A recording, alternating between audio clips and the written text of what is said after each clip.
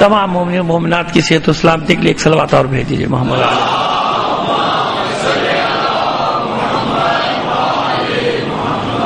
اعوذ باللہ من الشیطان الرجیم بسم اللہ الرحمن الرحیم الحمد للہ رب العالمین الصلاۃ والسلام علی اشرف الانبیاء والمرسلین سیدنا و نبینا ابی القاسم محمد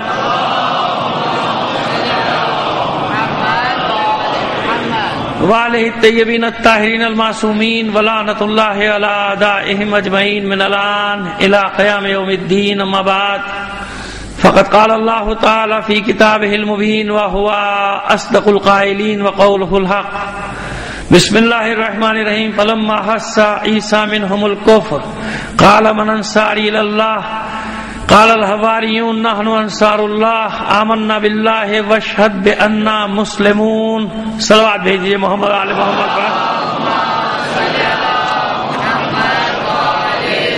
عزیزان محترم، جیسے کہ آپ کے اکثریت کے علم ہے کہ ہمارے عزیز دوست بھائی جناب حسنین جعفر زیدی صاحب جو باب العلم فاؤنڈیشن، یہ جو گزشتہ 17-18 سال سے بلکہ 19 سال سے یہ پروگرام انعقاد کرا رہے ہیں، اللہ نے ان کو توفیق دی، ان تمام برادران کو، ساتھیوں کو۔ ان میں سے ایک حسنین جعفر بھائی ہمارے حسنین زیدی صاحب ہیں، ان کی والدہ کا آج یعنی گزشتہ شب انتقال ہو گیا تھا، آج تدفین ہے۔ اور اتفاق کی بات یہ ہے کہ آج ہی یہ جو مجلس ہے ان کے والد سید جعفر حسین زیدی صاحب کے اصالہ ثواب کے لیے تھی، اور یہ بھی اتفاق ہے کہ ان کا انتقال بھی چند سال پہلے اسی تاریخ کو ہوا تھا۔ ان کی اہلیہ محترمہ بھی ایک مومنہ کاملہ تھی، اس وقت بھی میں یہی مجلسیں پڑھ رہا تھا، یہ بھی اتفاق ہے، اور آج بھی یہی مجلسیں پڑھ رہا ہوں۔ تو آپ سے درخواست کروں گا جعفر حسین زیدی صاحب، ان کے دو مرحوم بیٹے سبطین زیدی صاحب اور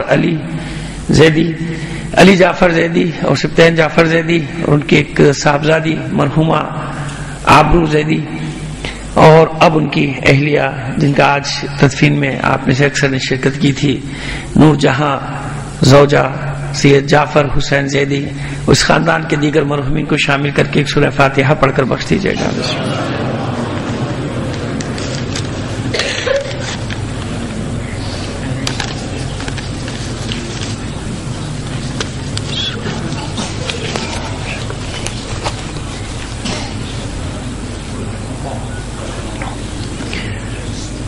میں دو جملے سے عرض کرنا چاہتا ہوں کیونکہ ظاہر مجلس تو حسین ہی کی ہوتی ہے، اصالہ ثواب کسی کا بھی ہو، ذکر تو انہی کا ہوتا ہے محمد اور آل محمد کا، لیکن یہ بھی بہرحال حق ہوتا ہے ان حضرات کا، خاص طور پہ کہ جن کے پورے خاندان دین کی خدمت میں مشغول اور مصروف ہوں۔ تو ظاہر ہے کہ پہلا اثر ماں کا اثر ہوتا ہے، اور کیونکہ آپ میں سے یہ بات بھی اکثر لوگ جانتے ہیں کہ میرا اٹیچمنٹ، میری جو وابستگی ہے اس خاندان کے ساتھ، وہ بالکل وہ میرے لیے بھی ایک ماں کی حیثیت رکھتی تھی، اور وہی شفقت تھی ان کی مجھ پر، یہ حقیقت ہے، اس میں کوئی مبالغہ نہیں ہے۔ ان کے خاندان کا تو اس وقت شاید کوئی فرد ہوگا بھی نہیں، سب مصروف ہیں بیچارے وہاں، لیکن میں جانتا ہوں کہ مجھ پہ ان کی بہت شفقت، بہت محبت، جیسے حسین بھائی کے والد صاحب کی تھی ایسے ان کی والدہ کی بھی تھی مجھ پر۔ تو میں جانتا ہوں کہ ماں کا اثر ہوتا ہے جو بچوں میں آتا ہے، اور یہ بتانے کی ضرورت نہیں کہ پورا خاندان، ان کے پوتے پوتیاں بھی سبھی ماشاءاللہ، اور اللہ نے ان کو بہویں بھی ایسی دی ہیں کہ جو دین کی خدمت میں ہی مستقل، بہت کم خاندان ایسے ہوتے ہیں کہ جہاں پورا خاندان دین کی خدمت میں بے لوس مصروف ہوتا ہے، مشغول ہوتا ہے، تو یہ سب پہنچتا ہے، ماں باپ کو اجر پہنچتا ہے۔ دعا یہی ہے پروردگار عالم ان کے درجات کو اور بلند فرمائے، اور ہمیں ایسی ہی اولادیں عطا فرمائے پروردگار، بلکہ یہ دعا بھی ساتھ ہی کر دیتا ہوں کہ جب اولاد ہیں پروردگار ان کو ایسی اولاد دے دے کہ جو دین کی خدمت میں وقف ہو جائے، دین کی خدمت کرے۔ اس پر ضرور بھی ہے ہمارے ان بلندی درجات کے لیے اپنے بھی مرحومین کو شامل کر لیجئے، شہداء کو شامل کر لیجئے، ان سب کے بلندی درجات کے لیے ایک بار بلند آواز سے صلوات عنایت فرما دیجئے۔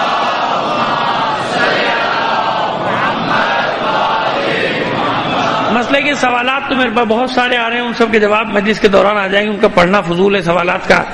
باقی کچھ سوال ایسے ہوتے ہیں کہ جو عجیب و غریب ہے کہ علامہ کی وضاحت کرتے ہیں، سینکڑوں بار کہہ چکا ہوں، کوئی مجھے تو نہ کہا کرو، بات ختم ہو گئی، علامہ کے ساتھ پوچھ لیا کریں، یہاں بھی بہت سارے علماء اتنی چیز تو وہ بھی آپ کو بتا دیں گے۔ اور دوسرے کہ وہ بہت سارے لوگ اب لفظ اپنے ساتھ آیت اللہ استعمال کریں. اب یہ آپ جانتے ہیں، میں نہیں جانتا، مجھے نہیں معلوم کون استعمال کر رہا ہے کون استعمال نہیں کر رہا ہے. اس قسم کے سوالات موضوع سے ہٹا دیتے ہیں، مجھے اپنے موضوع پہ رہنے دیجیے. جو میرے موضوع سے متعلق سوالات ہیں ان کے جواب، وہ جو سوال ہیں وہ انشاءاللہ خود بخود درمیان میں آ جائیں گے. وہ چھوٹی چھوٹی باتیں یہاں پوچھ لیا کیجیے، ماشاءاللہ حوض علمیہ ہے، وہ آپ کو بتا دیا کریں گے اور وہ صحیح بتائیں گے انشاءاللہ، غلط نہیں بتائیں گے. ایک صلوات بھیجیے محمد آل محمد پر.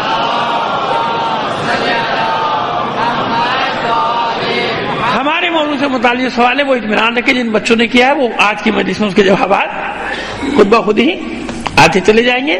کوشش ہم یہی کریں گے کہ ان کا اطمینان ہو جائے. نہیں ہوتا تو یہ ان کی کم فہمی نہیں ہوگی بلکہ یہ ہماری کم علمی ہوگی کہ ہم سمجھا نہیں سکے. ٹھیک ہے، تو ہم سے بعد والا کوئی سمجھا دے گا، یہ تو کوئی ایسی بات نہیں ہے، ایسا کوئی مسئلہ نہیں. بس شروع کرتے. ہم نے مضمون رکھا ہے انصار اللہ، اللہ کے مددگار، اللہ کی مدد کرنے والے. اور یہ میں نہیں کہہ رہا کہ قرآن مجید منصب دے رہا ہے کچھ لوگوں کو. اور کسے منصب دیا؟ حواریوں کو. ان حواریوں میں سے ایک نے یہودا نے، جس کا میں نے کل ذکر کیا، دغا بھی کی. معلوم ہوا کہ ایمان لانے کے بعد بھی کوئی پھر سکتا ہے. ایمان لانے کے بعد اگر آخری منزل ہوتی ایمان لانا تو قرآن مجید میں سینکڑوں، اگر میں مبالغہ کر رہا ہوں کیونکہ میں نے تو گنی نہیں، بعض تو ماہر ہیں نا علوم کے، وہ جانتے ہیں کہ یا ایھا الذین آمنوا کے ساتھ کتنی آیات، میں بھی گن کے آتا تو بتا دیتا اتنی، لیکن 100 سے تو زیادہ آیتیں ہیں کہ جن میں مومنوں کو خطاب کیا گیا، یا حکم دیا گیا، یعنی یا امر دیا گیا ہے یا نہیں کی گئی، یا کہا گیا یہ کام کرو یا کہا گیا یہ کام نہ کرو.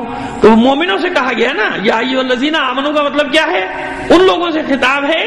لیکن جہاں یا ایھا الناس کہا جائے وہاں سب انسانوں سے، مسلمان ہو یا نہ ہو، مانے یا نہ مانے، کہا گیا یا ایھا الناس اعبدوا ربکم، یہ لوگوں اللہ کی عبادت کرو، کریں نہ کریں. ٹھیک ہے نا؟ اچھا، مسلمون سے بھی یا ایھا المسلمون، یا ان لوگوں سے خطاب کیا گیا جو اسلام لے کر آئے. اور کسی انداز میں خطاب کیا گیا قالت الاعراب آمنا قل لم تؤمنوا ولکن قولوا اسلمنا، ابھی تو تم مسلمان ہوئے ہو. ٹھیک ہے نا؟ مسلمانوں کو احکام بتایا کہ یہ کر لو، یہ کر لو، یہ کر لو، یہ کر لو، یہ کر لو. اس کے بعد مومنوں کی باری آئی تو مومنوں کو بار بار یہ بات کیوں کہا جا رہا ہے، تنبیہ کیوں کی جا رہی ہے؟ اس کا مطلب امکان ہے نا. اگر مومن ہونے کے بعد امکان ہی نہیں کسی غلطی کا تو پھر قرآن مجید بار بار مومنین سے خطاب کیوں کر رہا ہے؟ سمجھ رہے ہیں ہماری بات؟ اگر مومن ہونے، آ جاؤ بیٹا، آ جاؤ، ایک بار آ کے بیٹھ جاؤ، جائزہ نہ لو. آپ سب آپ کا جائزہ لینے لگتے ہیں. آپ حضرات تھوڑا تھوڑا سا آگے سمٹائی تاکہ بعد میں آنے والے پیچھے بیٹھے پھلانگتے ہوئے آتے ہیں، بڑا مسئلہ ہو جاتا ہے. نہیں، اس بچے کو نہ چھیڑیں جو بیچارہ آرام کرے. آپ اس سے آگے سلامت رہیے. ان تمام بچوں کی صحت و سلامتی کے لیے ایک صلوات بھیجیے محمد آل محمد پر. دیگر حضرات آگے آ جائیں. تو بھائی سیدھی سی بات ہے نا کہ اگر یا ایھا الذین آمنوا کونوا انصار اللہ کہا جا رہا ہے تو کیا مطلب کہ سارے کے سارے بننے والے نہیں ہیں؟ جبھی تو کہا جا رہا بن جاؤ. وہ نامر کیوں ہوتا؟ بھائی طے شدہ بات ہے کہ جو بھی مومن ہے وہ ناصر خدا ہے. نہیں، طے شدہ نہیں ہے. جبھی تو کہا جا رہا ہے یا ایھا الذین آمنوا کونوا انصار اللہ، اے ایمان لانے والوں، اے مومنو آگے بڑھو، بن جاؤ. جیسے وہاں کہا گیا، آئے وسیلہ تو مشہور و معروف ہے، آپ لوگوں کو یاد ہے نا، یا ایھا الذین آمنوا اتقوا اللہ، اے مومنو، وہاں بھی حکم دیا گیا جاؤ آگے بڑھو، تقویٰ کی طرف بڑھو.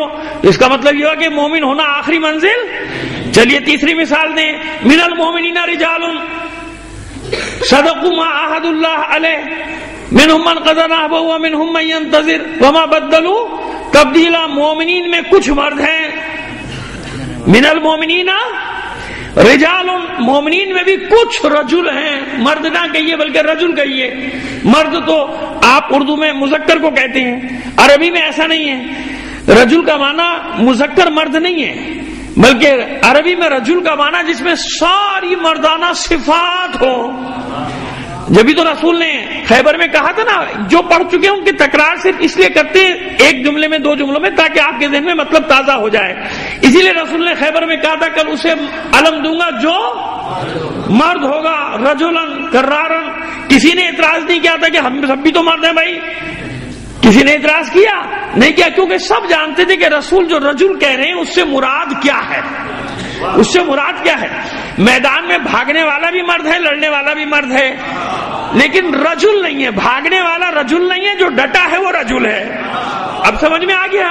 یہ ذرا سا لفظ اس لیے تشریح کر دی کہ تشنگی نہ رہ جائے، یہ مذکر مؤنث والے رجل کی بات نہیں ہو رہی، یہاں اس کی بات ہو رہی ہے جو رجل یعنی تمام مردانہ صفات کا حامل ہے، اسے کہا جائے گا، اس کو کہا جائے گا لا اعطین الرایۃ غدا رجلا، کل میں رجل کو دوں گا تو سب کہتے نا یا کون خواتین بیٹھی ہیں بھائی، پورا لشکر مردوں کا بیٹھا ہوا تھا، لیکن سب جانتے ہیں کہ عربی میں رجل جب استعمال کیا جائے گا، جیسے اس آیت میں من المؤمنین، مومنین مذکر ہے کہ مؤنث ہے؟ مذکر ہے بھائی، مت ڈریے، مومنات مؤنث ہے، ٹھیک ہے؟ تو من المؤمنین کیا ہے؟ مذکر ہے، من المؤمنین رجال، یعنی مومنین تو پہلے مذکر آ رہا ہے، ان میں کچھ مرد ہیں۔ اب آپ کو ایک اور مفہوم اس کا بتا دیں، من المؤمنین کہا جائے گا تو یہ یاد رکھیے یہ عمومیت رکھتا ہے، چاہے مومن ہو چاہے مومنہ، یہ تمام مومن، کیونکہ باب تغلیب کی وجہ سے یہاں کہا جا رہا ہے، ورنہ اس میں خواتین بھی شامل ہیں۔ من المؤمنین میں جو یہاں مومنین کہا جا رہا ہے، یہاں صرف مرد حضرات مراد نہیں ہے، بلکہ وہ خواتین بھی، کیونکہ باب تغلیب ہے لہذا وہ غلبے کی وجہ سے سب اس میں شامل ہو گئے۔ تو بھئی رجال کا کیا مطلب ہوا؟ نہیں، یاد رکھیے کہ من المؤمنین رجال صدقوا ما عہد اللہ علیہ، کہ یہ مفہوم یاد رکھے گا، مصداق مرد بھی ہو سکتا ہے اور خواتین بھی ہو سکتی ہے، یعنی جس میں بھی یہ صفات ہو جو اپنے کیے ہوئے عہد کو سچا کر دکھائے۔ کیا اللہ نے خواتین سے عہد نہیں لیا ہے نا بھائی؟ من المؤمنین رجال صدقوا ما عہد اللہ علیہ، بس مومنین میں کچھ رجل ایسے ہیں کہ جنہوں نے اللہ سے کیے ہوئے عہد و پیمان کو سچا کر دکھایا، تو یہاں عمومیت ہے۔ اگر قربانیاں دینے والی خواتین ہیں تو وہ بھی آیت کا مصداق ہیں، مرد ہیں تو وہ بھی مصداق ہیں۔ مصائب نہیں پڑھ رہے مگر سمجھانے کے لیے، آخری مہر لگانے کے لیے مثال دے رہے ہیں۔ کربلا میں کیا صرف مردوں کی قربانی ہے؟ نہیں، وہاں 6 ماہ کا بچہ بھی رجل ہے۔ اگر پہلے کسی کی سمجھ میں نہیں آیا تھا جملے سے تو اس جملے سے ضرور سمجھ میں آ گیا ہوگا۔ من المؤمنین رجال کا اب سمجھ میں آ گیا کہ وہاں 6 ماہ کا بچہ بھی رجل ہے، وہاں 13 سال کا بچہ بھی رجل ہے، وہاں 18 سال کا جوان بھی رجل ہے، وہاں 90 سال کا بوڑھا بھی رجل ہے، وہاں وہ خواتین بھی ان رجال میں جن کا قرآن ذکر کر رہا ہے، جو کربلا سے کوفہ، کوفہ سے شام تک یزیدیت کا، یزیدی آمریت کا مقابلہ کرتی رہی مردوں کی طرح، بلکہ بعض مردوں سے آگے بڑھ کر، اسی لیے علی کا لہجہ دیا تھا۔ اب سمجھ میں مصداق بتا رہا ہوں، ظاہر کی بات نہیں کر رہا کہ ظاہر تو وہی ہے من المؤمنین رجال، لیکن وہی ظاہر انیق و باطن عمیق۔ قرآن مجید کا ظاہر روشن اور چمکدار ہے اور اس کا باطن گہرا اور عمیق ہے۔ جب مصداق تلاش کرو گے تو پھر بات خود بخود سمجھ میں آ جائے گی کہ یہاں مطلب کیا ہے، جس نے اپنا عہد پورا کیا۔ ورنہ بتائیے قرآن مجید میں الگ سے ذکر ہونا چاہیے تھا نا، جناب سارہ کی قربانیاں، جناب ہاجرہ کی قربانیاں، جناب مریم کی قربانی، اور جناب مریم کی قربانی کا تو خیر الگ ہی ایک عجیب و غریب قسم کی قربانی ہے جو انہوں نے دی ہے، اور جناب مریم نے تو ان کا کہاں سورہ مریم موجود ہے، تو ان سب کا ذکر آنا چاہیے نا الگ الگ۔ ان سب نے قربانیاں دی کہ نہیں دی؟ لیکن یہاں آیت میں من المؤمنین رجال کا کیا مطلب ہوا؟ سب جس نے بھی دین کے لیے اپنے عہد و پیمان کو پورا کر دکھایا ہے وہ سب اس آیت کے مصداق ہے۔ منہم من قضی نحبہ ومنہم من ینتظر، کچھ اپنا وعدہ کر کے پورا کر کے جا چکے ہیں، کچھ انتظار کر رہے ہیں۔ وما بدلوا تبدیلا، اور یہ وہ سنت الہی ہے یا مومنین کی سنت ہے جس میں کبھی بھی تبدیلی آنے والی، اس قانون میں تبدیلی آنے والی کوئی نہیں۔ تو اب اتنی بات سمجھ میں آ گئی۔ یا ایھا الذین آمنوا جب کہا جائے گا تو کیا مطلب ہوا کہ مومنین سے تو حکم دیا جا رہا ہے، یعنی مومن ہونا آخری منزل نہیں ہے، ورنہ حکم نہ دیا جاتا کہ یہ کرو یہ نہ کرو، یہ کرو یہ نہ کرو، یہ کرو یہ نہ کرو۔ میں نے عرض کر دیا، گن لیجیے گا قاموس اللغات یعنی معجم المفرس میں تو تعداد بھی لکھی ہوگی، یا ایھا الذین آمنوا جہاں ہوگا تو تعداد بھی پوری لکھی ہوگی، لیکن میں تو ظاہر شمار کر کے نہیں آیا، مضمون ذہن میں آ گیا، میں نے آپ کے سامنے پیش کر دیا کہ 100 سے زیادہ آیات ہیں ممکن ہے 200 ہوں، میں نے سینکڑوں کا لفظ استعمال کیا، لیکن اگر وہ زیادہ مبالغہ ہو گیا ہے تو 100 سے زیادہ آیات ہیں جس میں مومنین کو حکم دیا جا رہا ہے، بلکہ 500 تو احکام کی آیات ہیں جس میں اگر یا ایھا الذین آمنوا نہیں بھی کہا گیا تو احکام جو ہے وہ مومن کے لیے ہے، حکم مومن کے لیے ہے، اس لیے سینکڑوں کا لفظ بالکل صحیح آتا ہے۔ تو آپ مجھے بتائیے کہ بس مومن ہونا آخری منزل، اس کا مطلب یہ ہوا کہ مومنین میں کچھ پلٹ جانے والے بھی ہو سکتے ہیں۔ حقیقت پسند بنیے، سمجھ گئے؟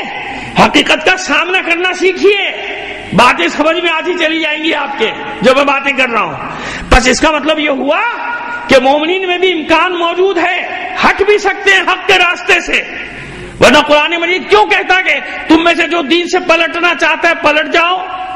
یا ایھا الذین آمنوا من یرتد من دینکم یا عن دینکم، جو تم میں سے مرتد ہونا چاہتا ہے، کس سے کہہ رہا ہے؟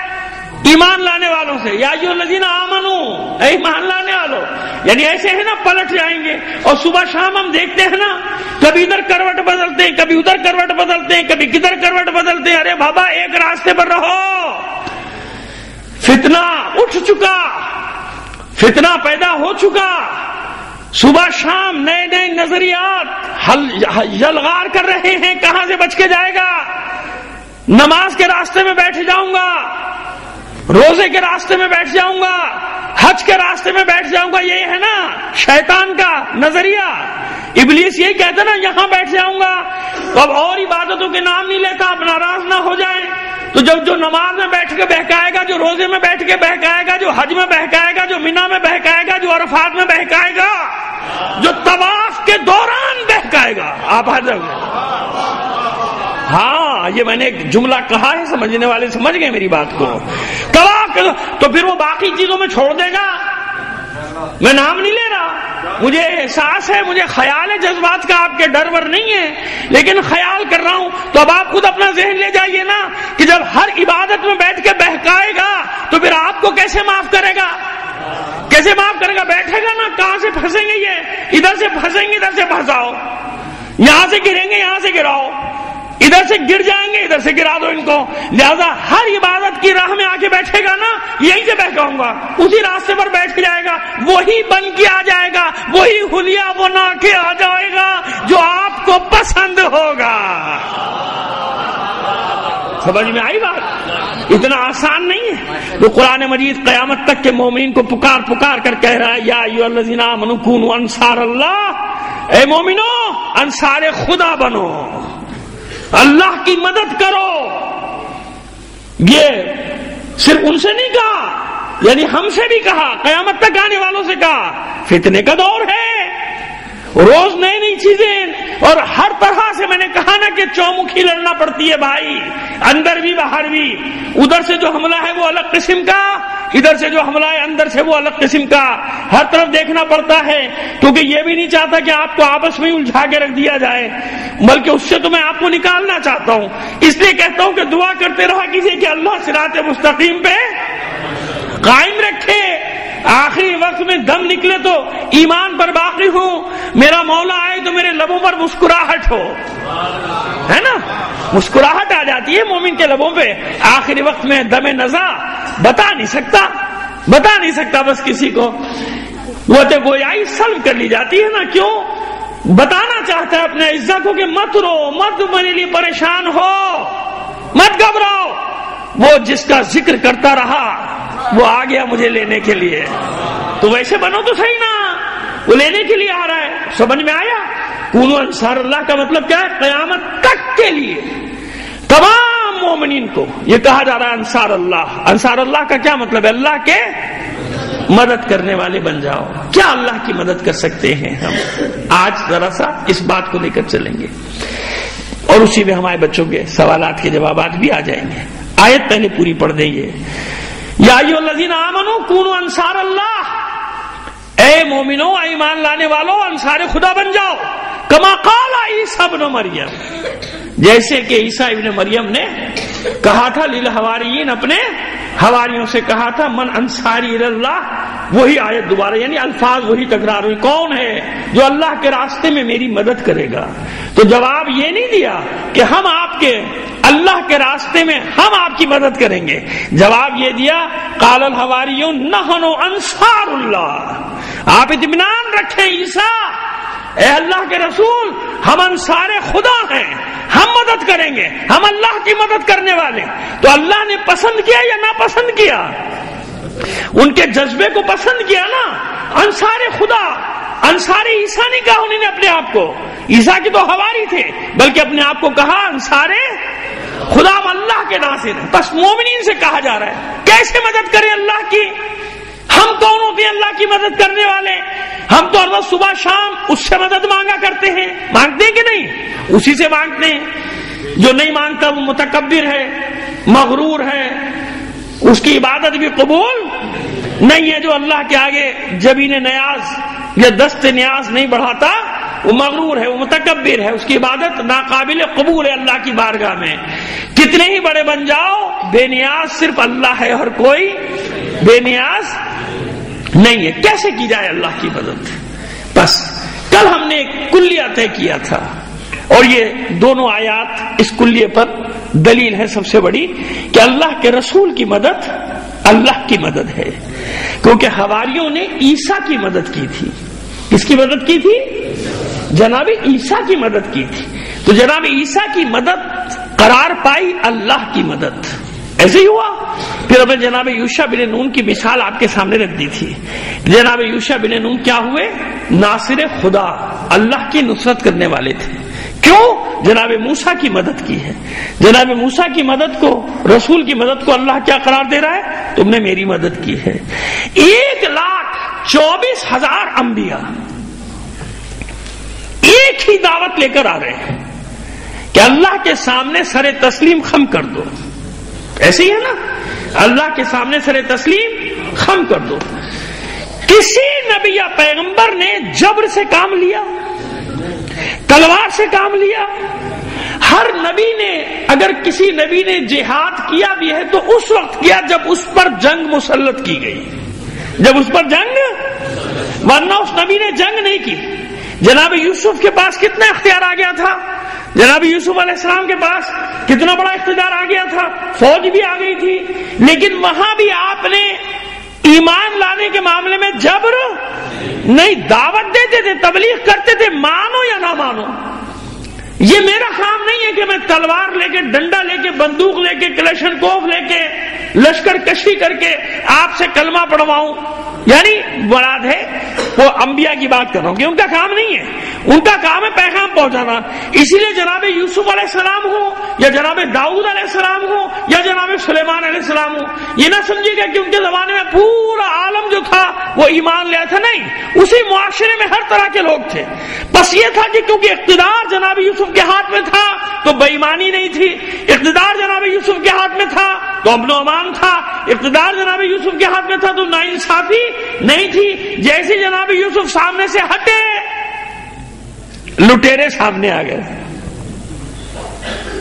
اسمگلر سامنے آ گئے، ڈاکو سامنے آ گئے، چور سامنے آ گئے، لینڈ مافیا سامنے آ گئی، چائنا کٹنگ سامنے آ گئی۔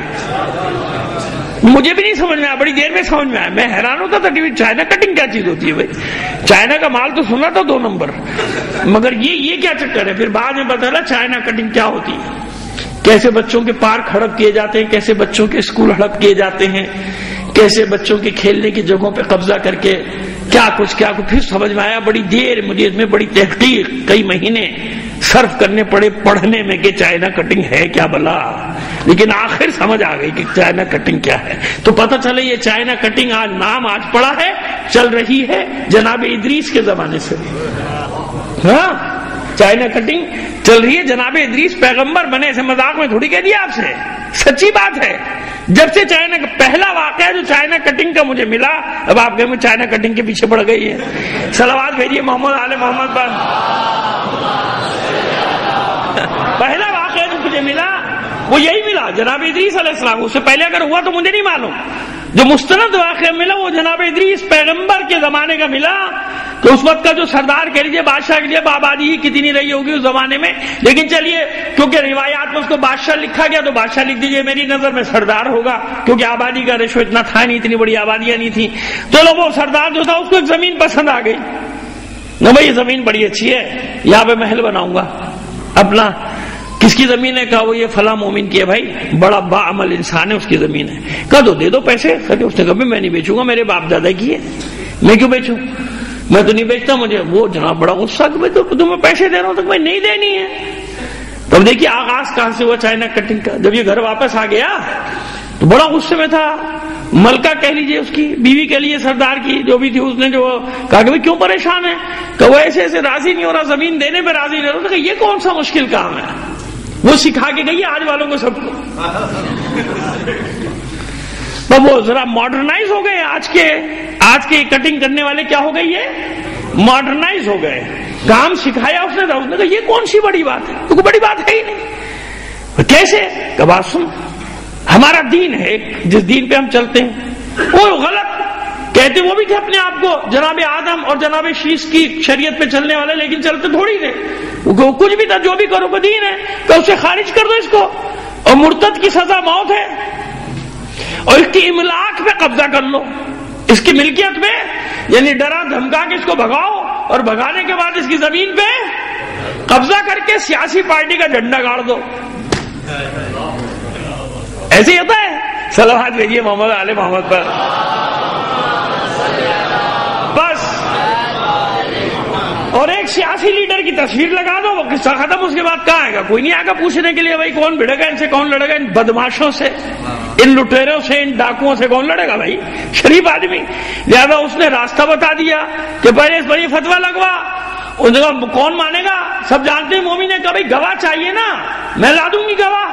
500 گواہ کھڑے کر دیے اس نے۔ کتنے؟ 500 گواہ کھڑے کر دیے کہ دین سے خارج۔ وہ چلا رہا بھائی کہاں سے خارج ہو گیا؟ میں نے کون سا دین کے خلاف کام کرنا؟ نہیں یہ دین سے خارج ہو گیا، دین سے خارج ہو گیا۔ اچھا دین سے خارج ہو گیا، بغاوت کر دی۔ کل آپ نے دیکھا پتہ نہیں کس شہر میں جھوٹا سچا الزام لگایا، فیکٹری سب جلا دیے، گھر بھر جاؤ۔ انہی نے جلایا جن میں سے اکثریت نے کبھی نماز بھی نہیں پڑھی ہوگی، قرآن بھی نہیں دیکھا ہوگا۔ وہ جو بار بار میں دانشور کا جملہ دہراتا ہوں کہ دنیا میں سب سے کم عمل دین پر ہوتا ہے، سب سے زیادہ قتل و غارت گری دین کے نام پہ ہوتی ہے۔ آپ کے باغبان پورا کا واقعہ ہو یا اور واقعات دیکھ لیے نا آپ نے، کہ حملہ کرنے والوں کا حلیہ دیکھ لیا کیجیے وہ کتنے مذہبی ہوتے ہیں، کتنا ان کا مذہب سے تعلق ہوتا ہے۔ اصل مسئلہ وہی چائنا کٹنگ کا ہوتا ہے کہ لوٹ مار کیسے کرنی ہے۔ لہذا اللہ اکبر کا نعرہ لگاؤ، گھر کا سلاگ لگاؤ، گھر کا سامان لوٹ کے لے جاؤ۔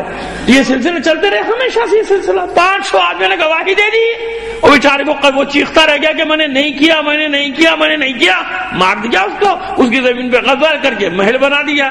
بس آج ذرا جدید شکل میں یہی کام ہو رہا ہے کہ معصوم بچوں کے اسکولوں کی زمین نقشے میں اسکول کی زمین ہے، بعد میں پتہ چلا کہ اس کے اوپر تو کوئی اور ہی جھنڈا لگا ہوا ہے، وہاں تو پلازے کھڑے ہوئے 15 منزلہ، 20 منزلہ، وہ جناب وہ زمین جو ہے وہ کھیل کود کے میدان کی ہے، وہ زمین فلاں کی ہے، فلاں کی، سب قبضہ، کوئی پوچھنے والا اب بھی نہیں ہے۔ یہ صرف جزوی باتیں ہو رہی ہیں، آپ کسی خوش فہمی میں نہ رہیے گا، حالات خرابی کی طرف جا رہے ہیں، اچھائی کی طرف۔ فتنہ اٹھ چکا، آپ مانیں یا نہ مانیں، فتنہ اٹھ چکا، اب اس کو کوئی کنٹرول کرنے والا، یہ پنڈورا باکس انہی نے خود کھولا ہے، اب یہ کھول دیا، اب یہ بند نہیں ہوتا۔ ہاں ہم جانتے ہیں کیسے بند ہوگا۔ اب ایک روایت سن لیجیے آپ، ان تمام حالات کی طرف میرے مولا نے نشاندہی کی کہ ظہور سے پہلے کیا ہوگا کیا ہوگا کیا ہوگا، بڑی طویل، اور ایک روایتیں نہیں ہیں، درجنوں کے حساب سے روایتیں حالات پر، پیغمبر کی، مولا کائنات کی، تمام ائمہ کی۔ تو پوچھا، ڈر گئے مومنین کہ مولا پھر کیا ہوگا، اتنی خرابی، کیا حالات ہوں گے، مومن کس طرف چلے جائیں گے؟ کہ خیر ہی خیر ہے، خیر ہی کیسی میں تو خیر ہے۔ مولا خیر کیسی؟ آپ نے تو جو کچھ بھی بتایا یہ تو تباہی ہے، خیر کہاں سے؟ کہا نہیں، کہ اسی وقت میں تو جب انسان اپنے آپ کو بالکل، یہ خلاصہ کر رہا ہوں کیونکہ روایت بڑی تفصیل ہے، میں نے اپنے الفاظ میں صرف خلاصہ کر کے پیش کرنا چاہ رہا ہوں کیونکہ بات کو مجھے آگے بڑھانا ہے، کہ انسان جب اپنے آپ کو بالکل بے چارہ محسوس کرے گا کہ اب میں کچھ بھی نہیں کر سکتا، بس یہی وہ خیر ہے، کہ یہی وہ زمانہ ہوگا جب ہمارا قائم ظہور کرے گا۔ اور تو کوئی لڑ نہیں سکتا نا ان سے. پوری دنیا کی بات کر رہا ہوں, اپنے ملک کی بات نہ سمجھے گا. اپنے ملک میں تو ماشاءاللہ سب اچھا ہے. صلوات بھیجیے محمد آل محمد پر. ہاں بھائی ریکارڈ ہو رہی ہے بات, ریکارڈ ہو رہی ہے. کوئی سمجھے میں پاکستان کی بات کروں. پاکستان میں بھلا کوئی خرابی دیکھی آج تک آپ نے 67 سال میں؟ ماشاءاللہ ایک سے ایک اچھے حکمران ملے ہم لوگوں کو, اور اس سے مزید اچھے آنے والے بھی دیکھیے آپ. وہ جو مولا نے کہا نا کہ لڑکے بالے تم پر حکومتیں کریں گے, خدا کی قسم روایت میں الفاظ لڑکے بالے, میں نے لڑکے کا لفظ استعمال کیا, ورنہ اردو محاورے میں تو کوئی اور لفظ استعمال ہوتا ہے. لڑکے بالے تم پر حکومت کریں گے اور تم ان کو اپنے پر مسلط کرو گے. یہ سزا ہوگی تمہاری, یہ سزا ہے تمہاری کہ لڑکے بالے آدھے پاگل. دنیا کہتی ہنستی ہے ہم پر کہ آدھے پاگل ہیں, کل ان کے وزیر اعظم بننے والے ہیں. یہ اپنے سینس میں نہیں ہے, یہ اپنے حواس میں نہیں ہے یہ بچے. لیکن اقتدار کا نشہ, غرور, باپ دادا کی ملکیت ہے پاکستان. ان کے باپ دادا نے بنایا تھا, ان کے باپ داداؤں نے انگریزوں کی خدمت کی تھی. سن لو اس پاگل سے, دیوانے سے یہ باتیں. ان کے باپ دادا انگریزوں کے نوکر تھے, ان کے غلام تھے. جن لوگوں نے بنایا تھا ان کے ساتھ جو حشر اور جو سلوک کیا ان لوگوں نے, وہ ملت اور ہے, اس کا پیسہ بھی اور ہے. جس نے پاکستان میں اپنا مال بھی لگایا, اپنا خون بھی لگایا, وہ ملت اور ہے. اس ملت کو نہیں بتایا جاتا کہ راجہ صاحب محمود آباد کون ہے. کیوں؟ شیعہ تھا نا. اس ملت کو نہیں بتایا جائے گا. یہ پہلے بھی عرض کر چکا ہوں کہ پہلی تنخواہیں جب نہیں تھیں تو قائد اعظم کی درخواست پہ کون سا خاندان تھا جس نے پورے پاکستان کے سرکاری ملازموں کو تنخواہیں دی تھی؟ نہیں بتایا جائے. خیانت. تو جب پہلے خیانت کر لی تو اب ہمیشہ خیانت کاروں کو بھگتتے رہو. ایک سے ایک بڑھ کر آئے گا. لڑکے بالے اب آ جائیں گے, وہ حکومتیں کریں گے, تو یہ زمانہ آ جائے گا. اس زمانے کی طرف نشاندہی کی جا رہی ہے. اب اس زمانے میں کون کھڑا ہو ان ساری باطل قوتوں کے مقابلے میں, اور پھر ان کے پیچھے بڑا باطل, ان کے پیچھے بڑا باطل. پھر میں نے عرض کر دیا کہ 67 سال میں یہاں تو کوئی خرابی ہوئی نہیں, ماشاءاللہ سب اچھے اچھے آئے.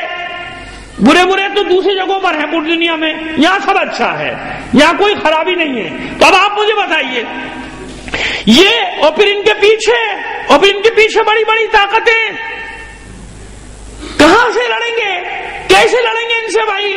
نہیں ہمت ہے, بیٹھے رہو, زندگی گزارو, چلے جاؤ. زیادہ پریشانی ہے, ملک چھوڑ دیں گے. ملک چھوڑ کے کہاں جاؤ گے؟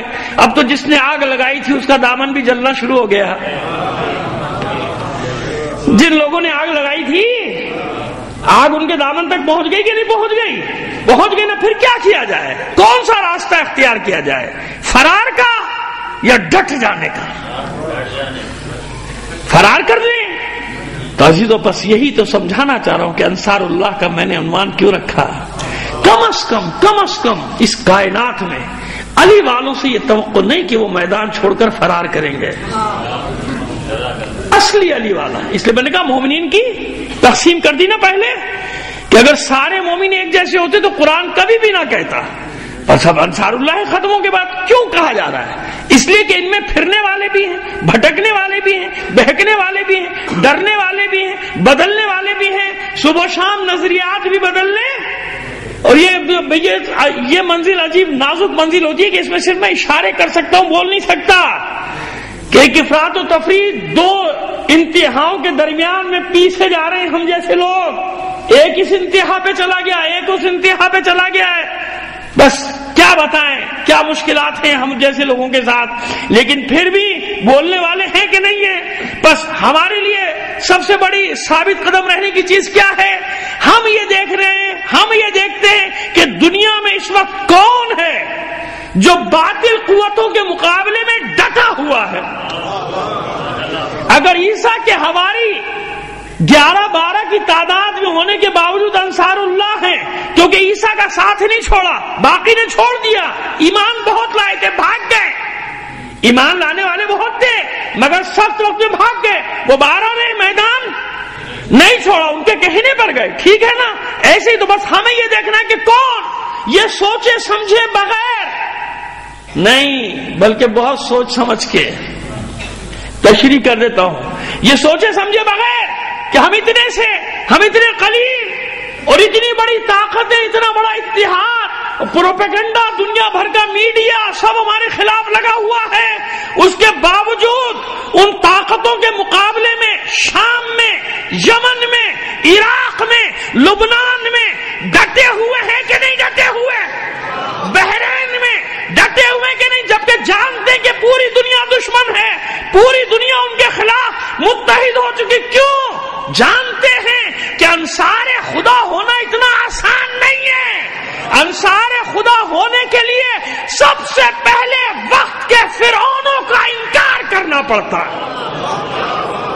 وقت کی طاقتوں کا، یزیدی طاقتیں کہہ لو، نمرود کہہ لو، فرعون کہہ لو، جو چاہو نام دے لو، ان کو، ان طاقتوں کے مقابلے میں ڈٹنے والے کو یہ حق ہے کہ قرآن اسے کہے یا ایھا الذین آمنوا کونوا انصار اللہ، اے مومنو انصار خدا بن جاؤ، اللہ کے مدد کرنے والے بن جاؤ، یعنی اللہ کے دین کی مدد کرنے والے بن جاؤ. اللہ کے دین مشکلات میں ہے. ہاں یہ ضرور ہے کہ تحفیظ دین ہو چکی، تکمیل دین ہو چکی، ابھی تغلیب یا غلبہ دین کا مرحلہ آخری باقی ہے، آنے والا ہے. دین محفوظ ہے، دین کو خطرہ نہیں ہے. کربلا میں محفوظ کر دیا حسین نے دین کو، لیکن ہماری ذمہ داریاں، یہ مشکلات، یہ عالم اسلام کی مشکلات، عالم تشیع کی مشکلات نہیں، انسانیت کی مشکلات، مظلوم لوگوں کی مشکلات. شیعہ ہی نہیں ہے اگر وہ صرف یہ سوچ کر کسی مظلوم کی مدد نہ کرے کہ اس کا مذہب کوئی اور ہے، میرا مذہب کوئی. اس لیے میرے مولا نے جب اپنے بیٹوں کو وصیت کی ہے تو حالانکہ امام ہے، معصوم ہے، ظاہر ہے انہیں وصیت کرنے کا مطلب یہ کہ ہم تک پہنچایا ہے، بات کو ہم تک پہنچایا ہے. دونوں بیٹوں سے کیا کہا؟ کونا للظالم خصما وللمظلوم اونا، اے میرے بیٹو تم دونوں ظالم کے دشمن اور مظلوم کے مددگار بن کے رہنا. مولا نے یہ نہیں کہا کہ تم شیعہ کے مدد کرنا، غیر شیعہ کی مدد نہ کرنا، مومن کی مدد کرنا، غیر مومن کی مدد نہ کرنا. یہ نہیں کہا مولا نے کہ مسلمان کی مدد کرنا، غیر مسلم کی مدد. یعنی مولا بتا رہے کہ مظلوم مظلوم ہوتا ہے، کسی بھی مذہب کا ہو، اگر مظلوم ہے اور اس پر ظلم ہو رہا ہے تو اس کی مدد کے لیے، اس کی حمایت کے لیے کھڑے ہو جانا، اس کی نصرت کے لیے کھڑے ہو جانا. چاہے وہ ہمارے ملک میں اقلیتوں پر ظلم ہو رہا ہو، ان کی حمایت کرنا یعنی علی کے حکم پر عمل کرنا ہے. ان اقلیتوں، جن اقلیتوں پہ یا حملے ہو رہے ہیں ان کی حمایت کرنا، ان کی مدد کرنا کیا ہے؟ یہ معصوم کے حکم کی اطاعت ہے، علی کے حکم کی اطاعت. کون للظالم خصما وللمظلوم ہونا. کیوں ظالم؟ کیا ظالم ہمارے اندر نہیں ہو سکتے؟ غاصب ہمارے اندر نہیں ہو سکتے؟ میں نے کہا حقیقت پسند بن جائیے اور غور کیجئے میرے جملوں پہ. نہیں ہے کہ نہیں ہے؟ ایک دوسرے کا مال ہڑپ کر جانے والے، زمین ہڑپ کر جانے والے، یتیموں کا مال کھا جانے والے، بے ایمانیاں کرنے والے، ظلم کرنے والے، مزدوروں کی مزدوری کھا جانے والے، کہیں کے بھی ہوں، کسی بھی جگہ کے ہوں. کسی کام پہ 10 لاکھ روپے خرچ کر کے سوچا ہو گیا نا بس کام، بس وہ جتنا بھی بے ایمانی کی تھی وہ سب دھل گئی، صاف ہو گئی، ہم نے یہ کام کر لیا، اتنی بڑی عبادت کر لی، اب جب یہ عبادت کر لی تو نہیں. ایسا تھوڑی ہوگا. علی کی بارگاہ میں ایسا کچھ نہیں ہے، حسین کی بارگاہ میں ایسا کچھ نہیں. وہاں تو ظالم اور مظلوم کی تفریق ہے. ظالم کا نام اگر علی رضا شاہ ہے، اب تو سمجھ میں آ گئی بات. ظالم کا نام اگر علی رضا شاہ ہے تب بھی ظالم ہے. ظالم کا نام اگر غلام رضا پہلوی ہے تب بھی ظالم ہے. ظالم ظالم ہے نا، نام سے کوئی فرق نہیں پڑتا، نام کچھ بھی کر رکھ لے اپنا، ظالم ظالم ہے کسی بھی طبقے کا ہو.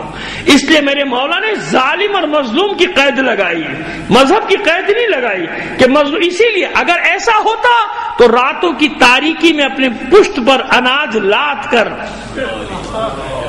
جانتے آپ مدینے کے باہر جو بستیاں تھیں ان میں اکثریت غیر مسلم غریبوں کی تھی، کیونکہ مدینے مکے سے نکال دیا گیا تھا نا، حکم آ گیا تھا.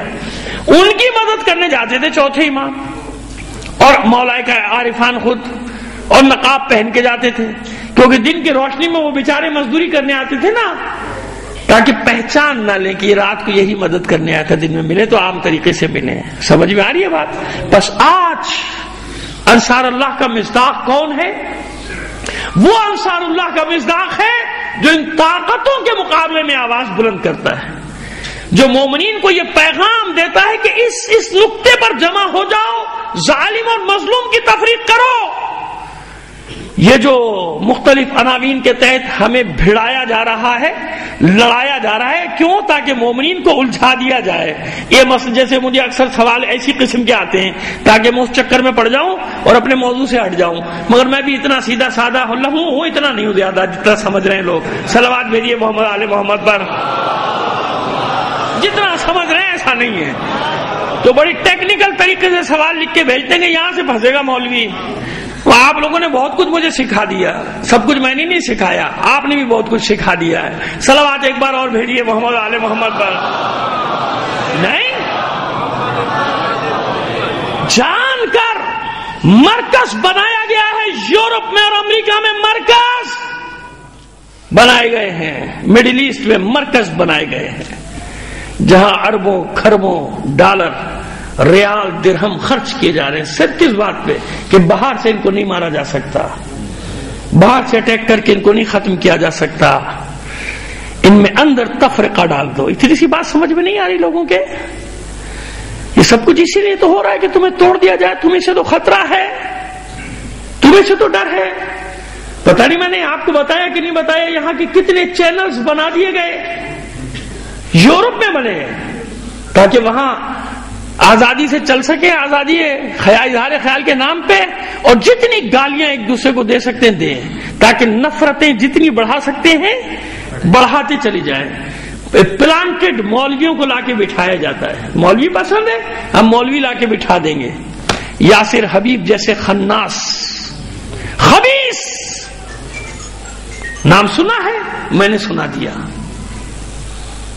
پلانٹڈ، اور کہاں؟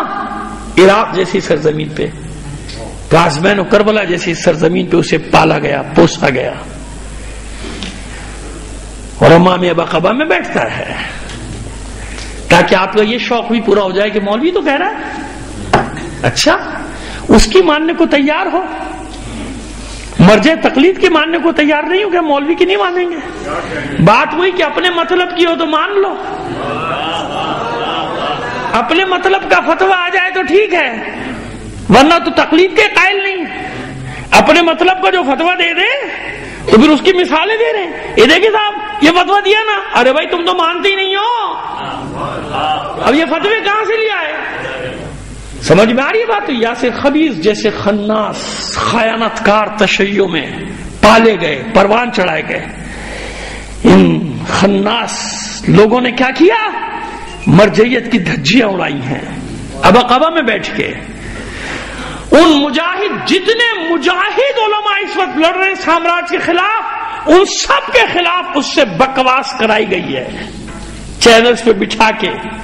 آپ میں سے اکثر کے پاس ہیں، وہ جانتے ہیں، ان کے پاس کلپس ہے، ورنہ میں بتا رہا ہوں آپ کو نام اس کا، اور باقاعدہ اس کا ترجمہ کر کے نشر کیا جاتا ہے مختلف زبانوں میں، مراجع کو اس نے جس زبان میں، اور کون سا؟ وہ بھی مجاہدین کو جو لڑ رہے ہیں ان کے لیے اس نے جو زبان استعمال کی ہے۔ کیوں؟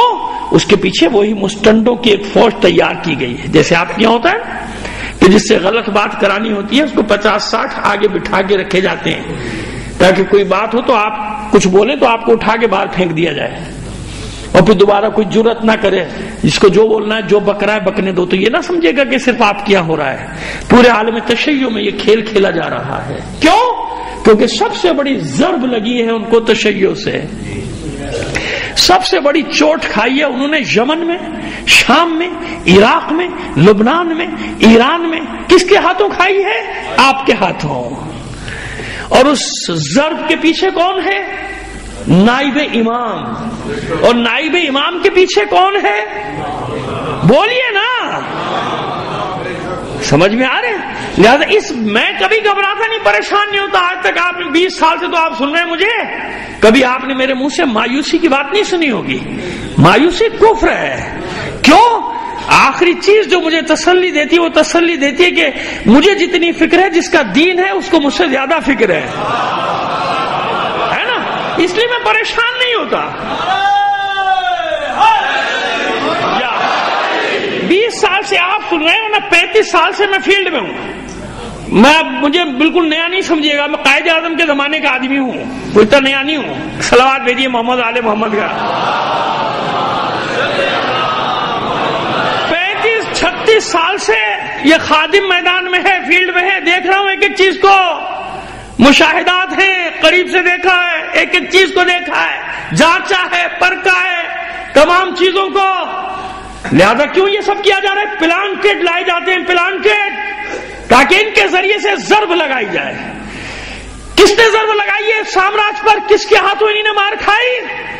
نائب امام کے ہاتھوں، مرجعیت کے ہاتھوں، وہ خمینی ہو یا خوئی، وہ خامنائی ہو یا سیستانی۔ بس جو زبانیں ان کے خلاف چلتی نظر آئیں، سمجھ لو کہ شعوری یا لاشعوری طور پر انہی کا ایجنٹ ہے،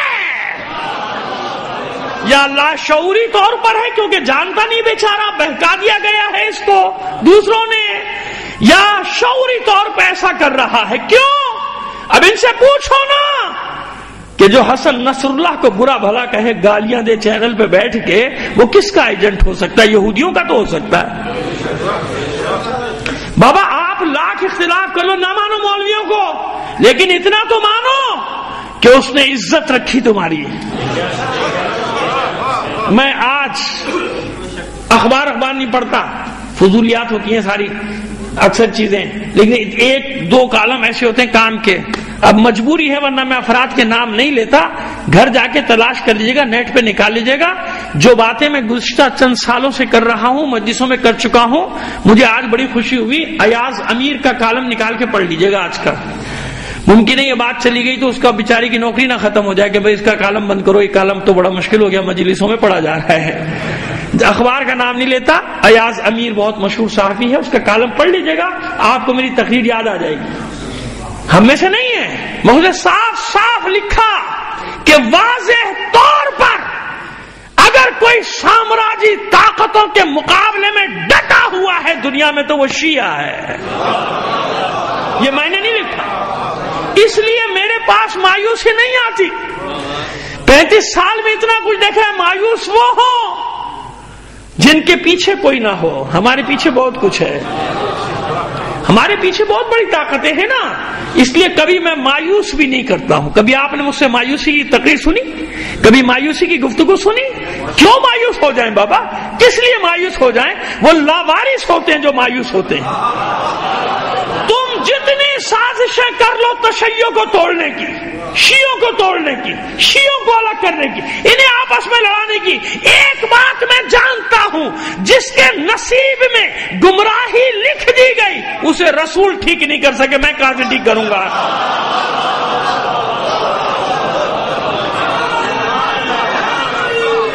یا پانی دو بیٹا۔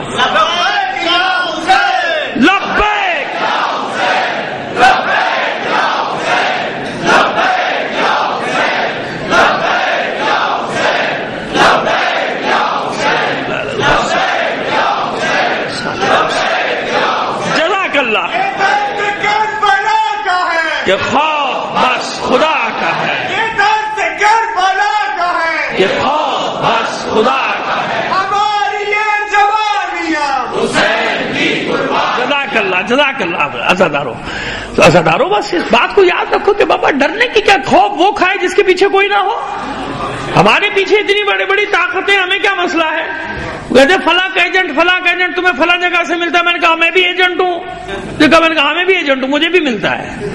تم جس کا کھاتے ہو اس کے وفادار ہو، میں جس کا کھاتا ہوں میں اس کا وفادار ہوں۔ میں ان لوگوں میں سے نہیں ہوں کہ کھاتے حسین کے نام کی ہیں اور پھر غداریاں کرتے ہو، پھر نمک حرامی کرتے ہو، اور پھر تشیع کے خلاف کام کرتے ہو، پھر بھائیوں کو لڑانے والے کام کرتے ہو، پھر مس یوز کرتے ہو، اس مقام کا غلط استعمال کرتے ہو جو حسین نے تمہیں دیا ہے۔ یہ کتنی بڑی عزت اور اعزاز ہے کہ مجھ جیسا ناچیز بلند مقام پر بیٹھا ہو، مجھ سے زیادہ قابل پڑھے لکھے میرے بزرگ نیچے بیٹھے ہوں، یہ عزت کس نے دی ہے؟ حسین نے دی ہے، حسین نے دی ہے، یعنی حسین کے نانا نے دی ہے، حسین کے نانا نے دی ہے، یعنی اللہ نے دی ہے۔ تو مجھے لوگوں نے کہا یہ ایجنٹ ہے، میں نے کہا مجھ سے خود پوچھ لو، میں ممبر سے کہوں گا کہ میں ایجنٹ ہوں؟ میں جس کی کھاتا ہوں اس کی کھاتا ہوں۔ ہاں تمہیں پتہ نہیں کہاں سے ملتا ہوگا اور کہاں کا ملا ہوا تمہیں ملتا ہوگا۔ ہم تو مکتب امام صادق کا کھانے والے ہیں، علل اعلان کہتے ہیں۔ جس مکتب کا کھاتے ہیں اللہ آخری سانس تک اسی کا نمک خار باقی رکھے۔ مستقبل سے ڈر لگتا ہے نا، دعا کرتے رہا کیجئے ایک دوسرے کے لیے، اللہ ثابت قدم رکھے۔ اللہ ڈر لگتا ہے نا کہ خدا نہ کرے کوئی ایسا لفظ بڑا بول منہ سے نہ نکل جائے۔ ہم گناہگار لوگ ہیں، ابھی تک کی بات کر سکتے ہیں نا، آگے کے لیے ایک دوسرے کے لیے دعا کیجئے۔ وتواصوا بالحق وتواصوا بالصبر، ایک دوسرے کو وصیت کرتے رہو حق پر قائم رہنے کی اور صبر کرنے کی، شجاعت کی، ڈٹ جانے کی۔ تو بس حسن نصر اللہ کو جو گالیاں دے وہ یہودیوں کا ایجنٹ تو ہو سکتا ہے۔ اچھا بھائی حسن نصر اللہ سے تمہارا جھگڑا کیا ہے؟ تمہارا کیا بگاڑا اس نے؟ تمہارا بگاڑا کیا ہے اس نے؟ کیا بگاڑا ہے تمہارا حسن نصر اللہ نے؟ اس نے جو بگاڑا ہے ان کا بگاڑا ہے جو دشمن خدا ہے۔ اس نے تو ان کا بگاڑا جو کچھ بگاڑا جو تشیع کو مٹانا چاہتے ہیں۔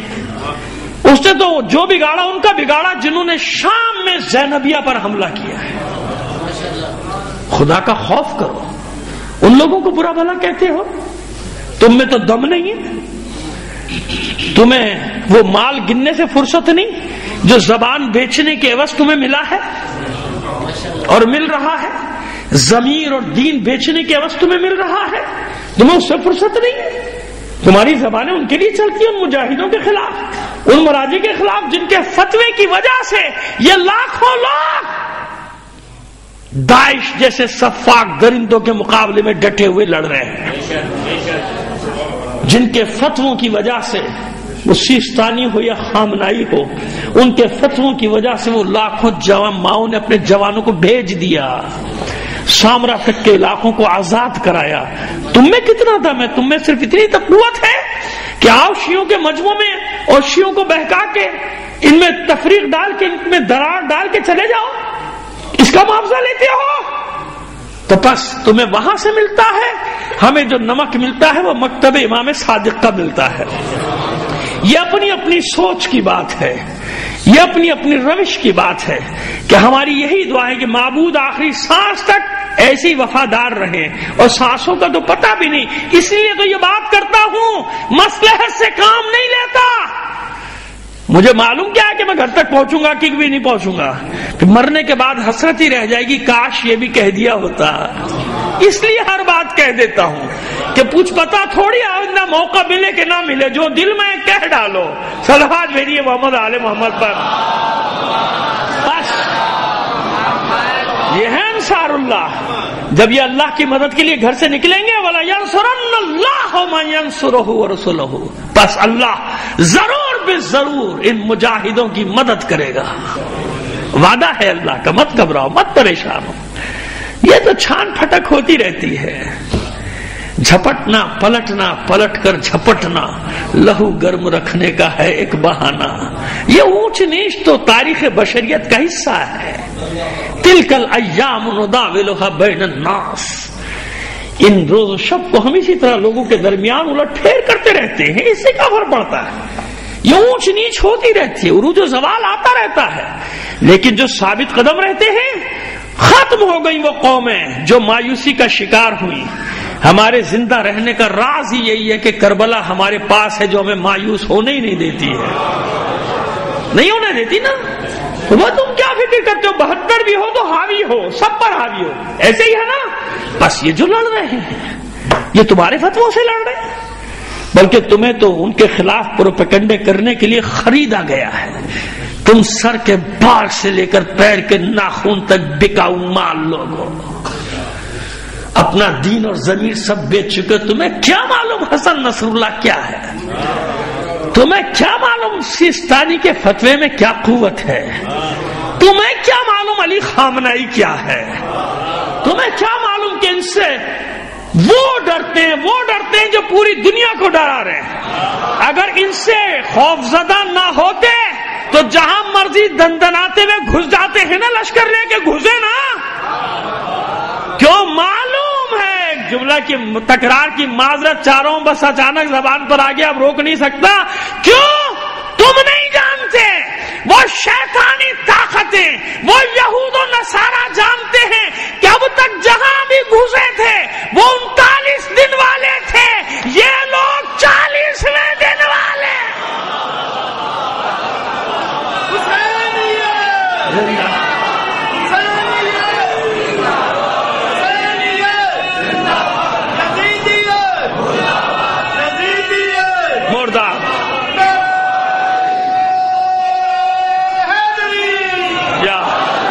میں جانتا ہوں آپ لوگوں کے جوش اور جذبات کو، خدا آپ لوگوں کو سلامت رکھے. یہ مختلف جگہ سے جو آواز آ رہی تو اس سے یہ میرے لیے یقین کا باعث ہے کہ آپ یہاں پہ 10 آدمی میں لے کر ساتھ نہیں آیا، بلکہ ہر جگہ جو بیٹھا ہے. تو لہٰذا اب میں آپ سب کی نمائندگی میں نعرے لگاؤں گا اور دیکھتا ہوں میرا نعرہ زوردار ہوتا ہے یا آپ کا جواب. ٹھیک؟ نعرہ تکبیر، نعرہ تکبیر، نعرہ رسالت، نعرہ رسالت، نعرہ حیدری، حیدری. اتنی بلند آواز سے صلوات بھی نہ فرمائیے محمد آل محمد پر.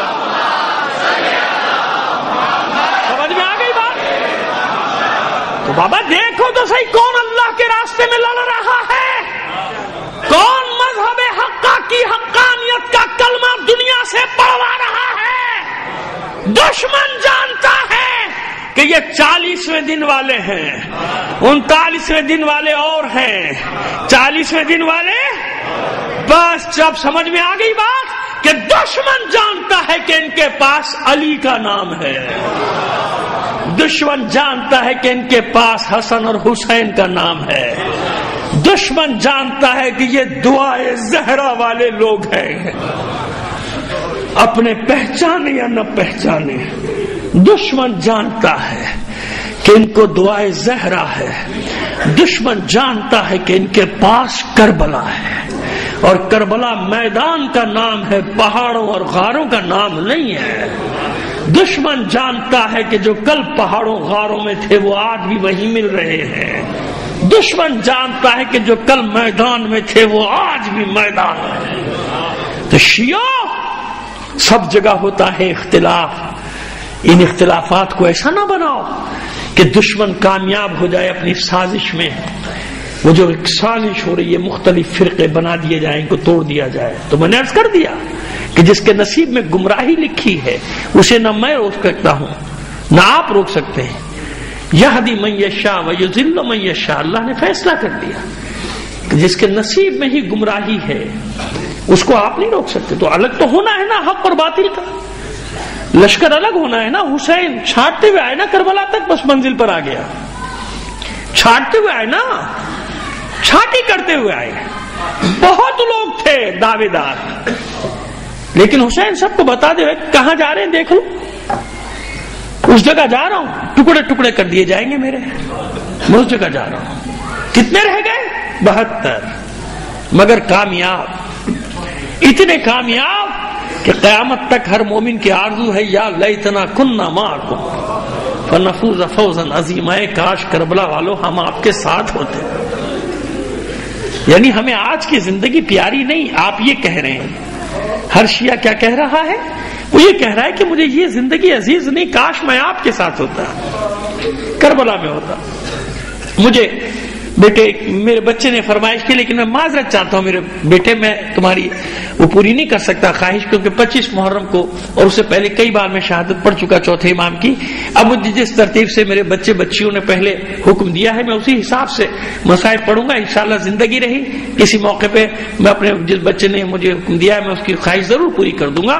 لیکن ابھی ظاہر ہے کہ جو اس طرف میرا تسلسل جا رہا ہے، جو مجھے کہا گیا ہے میں اسی حساب سے پڑھوں گا. کچھ اور میرے بیٹے بیٹیوں نے بھی مجھ سے کہا ہے، میں اسی حساب سے لے کے چلنا چاہتا ہوں. چھوڑ کے چلے گئے سب. میرے بھائی نے ابھی عباس حیدری نے جناب حبیب ابن مظاہر کے بارے میں ربائی پڑھی، قطع پڑھا، آپ نے سماعت فرمایا. کبھی سوچا آپ نے کہ حسین سب سے تو کہہ رہے ہیں چلے جاؤ، مولا جب بھیجنا ہی ہے تو پھر بلا کیوں رہے ہیں؟ آپ خود یہ چاہتے ہیں بھی چلے جاؤ جس کو اپنی جان بچانی. لیکن حسین بتانا چاہتے ہیں عیسیٰ کے حواری اور ہیں، میرے جانثار اور ہیں، میرے انصار اور ہیں. صرف اس کو کربلا میں رکھوں گا جو کربلا کے قابل ہے. ایسا ایک فرد بھی نہیں ہوگا جو میدان کو پیچھے دکھا کے عاشور کے دن جائے. سب ہاں عاشور کے دن کی ایک دو روایت ہے، میں جانتا ہوں علماء میری بات سن رہے ہیں، لیکن اس کے پیچھے بھی حکمت حسین ہے. اگر حسن مصنع کو بچنا ہے تو اس کے پیچھے حکمت ہے، اس کے پیچھے بھی مشیت الہی اور حکمت امام ہے. ٹھیک ہے، ایک دو افراد کا ذکر ملے گا جو عاشور کے دن بچے ہیں. وہ کیوں بچے ہیں؟ وہ مشیت الہی ہے اور حکمت امام یعنی اسٹریٹجی ہے، امامت کی اسٹریٹجی ہے، حکمت عملی ہے جس کے تحت وہ کام ہوا ہے. لیکن عمومی طور پہ کیا عاشور کے دن کسی حسین کے ناصر نے کسی خوف کا اظہار کیا؟ کوئی ڈر کا احساس ہے؟ کہیں نہیں نظر آئے گا. کیوں بلایا جا رہا ہے؟ جب تک نہیں دیکھا تھا نا بات اور تھی. اب جب دیکھ کر آیا ہوں نا تو یہ ربائی کے وقت سے میرا دماغ وہیں الجھا ہوا ہے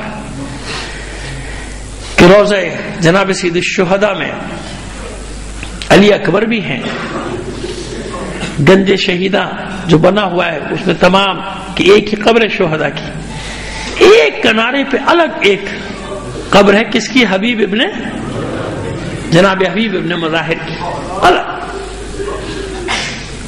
سب کے ساتھ نہیں ہے، الگ بنی ہوئی ہے. بڑی تفصیلات ہیں ان میں، لیکن بس میں آپ کو منزلوں تک پہنچانا چاہتا ہوں. کبھی زندگی نے وفا کی تو پھر ان کی حکمتیں اور بتاؤں گا آپ کو فلسفہ کیا ہے. یہ کربلا میں جو روزے بنے ہوئے ان میں بھی حکمتیں ہیں، بڑی بڑی حکمتیں چھپی ہوئی ہیں. خیر، حبیب کے لیے حسین پریشان ہے. حبیب کو میرے ساتھ ہونا چاہیے ورنہ لشکر ادھورا ہے. جیسے زہیر کو بلایا تھا، یاد رکھیے کل میں نے آپ سے اشارہ کیا تھا نا کہ کچھ لوگ ایسے تھے جو پہلے علی کے مخالف لشکر میں تھے اور کربلا میں شہید ہوئے. ان میں سے ایک زہیر بن قین ہے. آپ کے لیے ہضم کرنا میں نے کل بھی کہا تھا بڑا مشکل ہوگا نام، آج میں نے لے دیا نام. زہیر بن قین کسی زمانے میں علی کے مخالف کیمپ میں تھے، لیکن کربلا میں شہیدوں میں کتنا بڑا نام ہے. اور آپ جانتے ہیں کہ یہی زہیر بن قین ہے کہ جو شب عاشور سب نے یہ طے کیا تھا کہ زہیر آپ ہی ہم میں اس مرتبے پر ہیں کہ عباس سے گفتگو کریں، ہم تو نہیں کر سکتے. وہ شمر والے معاملے پہ اشارہ کر رہا ہوں، یاد ہے نا؟ یاد آ گیا؟ زہیر بن قین کا یہ منصب ہے. اب آپ بتائیں اللہ نے کہاں رکھا تھا زہیر بن قین کو؟ اب بھی اگر لوگوں کی سمجھ میں نہیں آتا کہ مولا نے صفین میں صلب دیکھ دیکھ کر تلواریں چلائی ہیں تو زہیر بن قین سے سمجھ لو. کیسے کیسے سمجھاؤں، کہاں کہاں سمجھاؤں، لوگوں کو کس کس طرح سے سمجھاؤں کہ سمجھو مولا کی حکمت کو کہ کہاں کہاں کس کس کو چھوڑ دیا. یہ دیکھ کر مولا نے کہ کوئی بات نہیں، ابھی اس کی سمجھ میں نہیں آ رہی بات، کل یہ میرے ساتھ ہوگا. بھائی حسین کے ساتھ ہونے کا مطلب کیا ہے؟ علی کے ساتھ ہونا نا، میرے ساتھ ہوگا، کوئی بات نہیں. تو حبیب تو وہ ہے جو نام کا بھی حبیب ہے اور حسین کا بھی حبیب ہے. حسین کے بچپن کا ساتھی ہے، دوست ہے. بلکہ واقعہ بھی نقل کیا جاتا ہے. ہاں میں یہ ضرور کہوں گا کہ اس کی سند میرے پاس مستند نہیں ہے، لیکن واقعہ ہے، اشارہ کرنے میں کوئی حرج نہیں ہے، کوئی عیب نہیں ہے، کوئی نقص نہیں ہے. ایک واقعہ نقل کیا جاتا ہے کہ حبیب کو تو دوسری زندگی دینے والا ہی حسین ہے، تو اگر دے دی ہے تو کیا حرج ہے؟ عیسیٰ کا وارث ہے کہ نہیں ہے میرا حسین؟ ہے نا؟ کبھی اس نظر سے تو دیکھ لیا کرو نا، معصومین کو ان کے مقام سے گرانے کی کوشش نہ کیا کرو، قرآن سے سند لے آیا کرو نا۔ ممکن ہے نا، تمام انبیاء کا وارث ہے میرا حسین، تو جب عیسیٰ مردے زندہ کر سکتا ہے تو میرا حسین حبیب کو زندگی نہیں دے سکتا؟ دے سکتا ہے نا؟ کیا پطرس کو پروبال نہیں دے سکتا میرا حسین؟ کیا ہے اس میں نقص؟ کیا ہے؟ کیا تکلیف ہے لوگوں کو؟ کیا پریشانی ہے؟ اگر میں حسین کی فضیلتوں میں، حسین کے مظلومیت کے قصوں میں اگر حسین کے فضیلت کے یہ واقعات بیان کر دوں تو کیوں پریشان ہو جاتے ہیں لوگ؟ بس تو یہ بھی ہے، حبیب کو ایک زندگی کی بھی روایت ہے، دوسری زندگی دی ہے حسین، شاید کربلا کے لیے دی ہو۔ چلیے ہم اصل واقعی کی طرف آتے ہیں۔ خط لکھا حسین نے، دیا غلام کو، چھپتا چھپاتا جا کوفے تک۔ آپ جانتے ہیں کہ کربلا سے کوفے کا کافی فاصلہ ہے، 60-70 کلومیٹر کی راہ ہے، برابر تھوڑی ہے کربلا اور کوفہ۔ ایک صلوات عنایت فرما دیں گے محمد علیہ محمد پر؟ لمبا راستہ ہے، اور اس خط میں حسین نے، سنو عزیزو، دل میں بٹھا لو ان باتوں کو، اس لفظ کو خاص طور پہ، خط کا جو پہلا یعنی عنوان، جو لقب دیا ہے حسین نے حبیب ابن مظاہر کو، جانتے ہیں کیا لکھا ہے؟ فقیہ کوفہ۔ کیا لکھا ہے؟ فقیہ۔ حسین جانتا ہے کہ حبیب فقیہ ہے۔ جس امام نے اپنی زندگی میں فقاہت بانٹی ہو، وہ غیبت کے زمانے میں لاوارث چھوڑ دے گا تمہیں؟ ابھی امام کا وجود ظاہر کی عقلی بات کر رہا ہوں، بالکل احمقی ہوگا جس کی سمجھ میں یہ بات نہیں آئے۔ جب معصوم اپنی حیات ظاہری میں فقاہت دے رہا ہے کہ یہ فقیہ ہے کوفے کا، اس سے فتویٰ پوچھ لو، مدینے آنے کی ضرورت نہیں ہے، ہمارا حکم بتا دے گا۔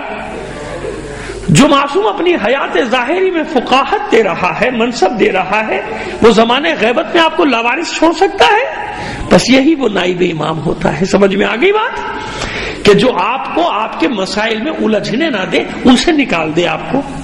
2-3% اگر فرق بھی ہوتا ہے بعض مراجع میں، تو یہی فرق ہے، جیسے حبیب کی سوچ میں اور زہیر کی سوچ میں ہو سکتا ہے نا۔ میدان جنگ کا جب نقشہ تیار ہو رہا تھا تو آپ یاد رکھیے کہ انصار حسینی اپنی اپنی رائے دیتے تھے، صاحب الرائے تھے، سب صاحب الرائے بھی تھے اور صاحب الرائے بھی تھے۔ بس اتنا اشارہ کافی ہے، فقیہ کوفہ، بچپن کے دوست حبیب ابن مظاہر کے نام۔ حبیب حسین دشمنوں کے نرغے میں گھر گیا ہے کربلا کے میدان میں، جتنی جلد ہو سکے میری مدد کے لیے پہنچ جاؤ۔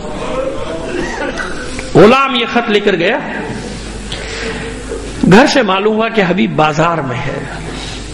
یہ مجھے حکم دیا گیا ہے، جس ترتیب سے اسی ترتیب سے میں مسائل پڑھ رہا ہوں آپ کے سامنے۔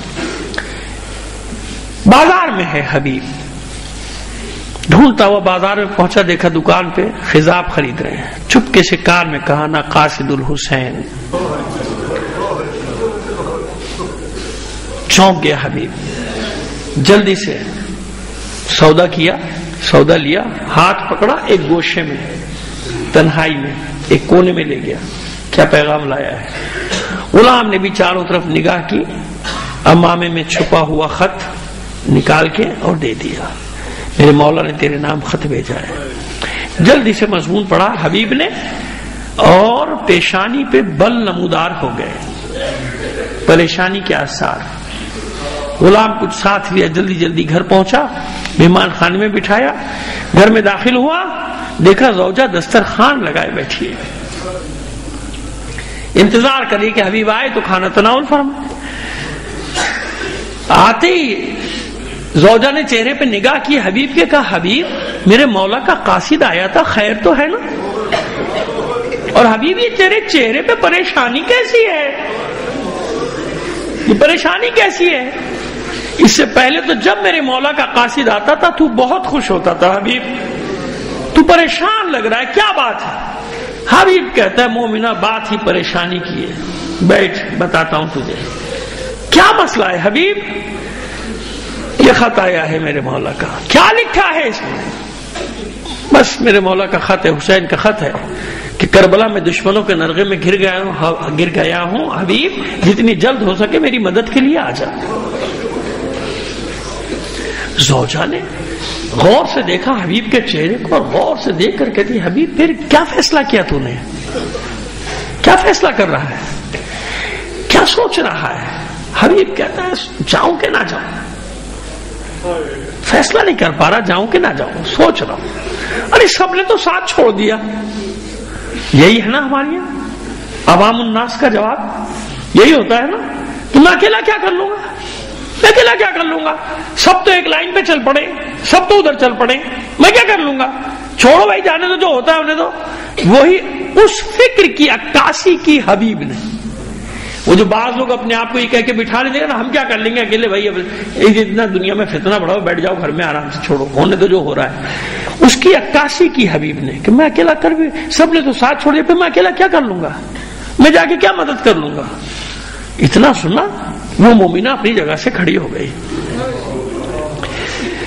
اب مجھے نہیں معلوم کہ سر پہ چادر پھینکی یا چوڑیاں اتار کے دی ہے، دونوں باتیں میں نے دیکھی اور ہو سکتا ہے کہ دونوں ہی کام کیے ہوں۔ کڑے اتارے کا یہ پہن کے بیٹھ، اور دیوار پہ لگی ہوئی حبیب کی شمشیر کے قبضے پہ ہاتھ ڈالا اور اس کو بے نیام کیا۔ اس مومنہ کہ حبیب تجھ سے یہ توقع نہیں تھی، وائے ہو تجھ پر۔ اسی محبت کا دم بھرتا تھا، اسی دوستی کا دم بھرتا تھا، اسی دن کے لیے مولا کہتا تھا کہ آج فرزند زہرا دشمنوں کے نرغے میں گھرا ہوا تجھے مدد کے لیے پکار رہا ہے اور تو کہہ رہا ہے کہ میں سوچوں گا۔ اچھا تو بیٹھ کے سوچ، میں فرزند زہرا کی مدد کے لیے جاؤں گی، میں نصرت کے لیے جاؤں گی۔ بس اس مومنہ کے یہ جملے سنے حبیب اپنی جگہ سے کھڑے ہوئے، چادر سر پہ ڈالی، بٹھا دیا، بیٹھ جا مومنہ بیٹھ جا، میں تو تیرا امتحان لے رہا تھا۔ بس کیوں لیا امتحان حبیب نے جانتے ہیں؟ کیونکہ حبیب نے دیکھا تھا کہ کوفے میں مسلم کے ساتھ کیا کیا ہے لوگوں نے۔ حبیب کے سامنے ہی تو سب کچھ ہوا تھا۔ حبیب نے دیکھا تھا کہ کس طرح خواتین اپنے بیٹوں کو، اپنے شوہروں کو، بیٹیاں اپنے باپ کا ہاتھ پکڑ پکڑ کر لے گئی تھی اور سفیر حسین اکیلا رہ گیا تھا۔ حبیب کوفے سے باہر گیا ہوا تھا لشکر جمع کرنے مختار کی طرح، جب واپس آیا تو چھپا لیا۔ اب دیکھیے دونوں حسین کے جانثار ہیں، مختار جذبات پہ قابو نہیں رکھ سکا، واپس آ کے گرفتار ہو گیا، لاہور گرفتار ہو گیا، لیکن حبیب نے جذبات پہ قابو پا لیا، چھپا لیا۔ کیوں اپنے آپ کو چھپایا؟ تاکہ جب میرا حسین پہنچے تو میں مدد کروں، میں نے وعدہ کیا۔ خط لکھنے والوں میں حبیب نے خط لکھا تھا مولا کو کہ آپ آئیے میں نصرت کروں گا، اس لیے حبیب نے چھپایا۔ کہ میں تو دیکھ رہا تھا کہ کوفے کی دوسری عورتوں کی طرح تو بھی بدل تو نہیں گئی ہے، بیٹھ جا، بھلا ہو سکتا ہے حسین مجھے بلائے اور میں نہ جاؤں، میرا آقا مجھے بلائے اور میں نہ جاؤں۔ غلام کو خلعت دے کے رخصت کیا، اپنے غلام کو بلایا، منصوبہ بندی کی پوری، ایسے تھوڑی، کیونکہ کوفے میں کرفیو جیسا سما ہے، نکلنے کے اور اندر آنے کے، باہر جانے کے سب راستے کوفے کے بند تھے، نہ کوئی باہر جا سکتا تھا، نہ کوئی باہر سے اندر آ سکتا تھا۔ منصوبہ بندی کی، بتایا، جگہ مقام طے ہوا، فلاں جگہ ملنا، نصف شب کے وقت چلیں گے، کیونکہ 3-4 گھنٹے کا تو راستہ بھی وہاں سے اس زمانے کے حساب سے، تیز گھوڑوں پر جائیں تو 3-4 گھنٹے لگتے تھے اس زمانے میں، تو بس ہم ساتھ چلیں گے۔ معین جو وقت تعین کیا گیا تھا اس پر حبیب نہ پہنچ سکا۔ کیوں؟ راستے اتنے بند ہیں کہ راستہ بنانے میں کبھی ادھر جاتا ہے، کبھی ادھر جاتا ہے، کبھی اس گلی میں جاتا ہے، دیر لگی کچھ، جو مقررہ وقت تھا اس سے ذرا سا تاخیر ہو گئی۔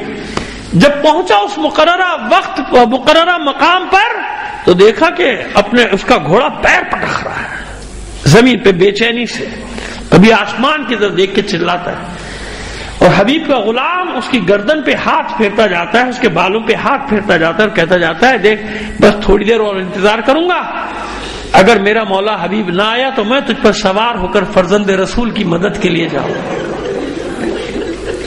یہاں بھی فرزند رسول کی نصرت، اصول بتا چکا نا کہ امام کی مدد کیا ہے؟ اللہ کی مدد ہے۔ یہ ہے انصار اللہ۔ آگے بڑھ کر گلے سے لگایا غلام کو، کہا راستہ بڑھانے میں تاخیر ہو گئی، بھلا کیسے ہو سکتا؟ پھر ایسے آسمان کی طرف کر کے نگاہ، کہتا ہے کیا وقت آ گیا آل رسول پہ؟ غلام سبقت کر رہے ہیں آقاؤں پر، مجھے دیر ہو گئی راستہ بنانے میں، کیسے ہو سکتا ہے حسین بلائے میں نہ جاؤں؟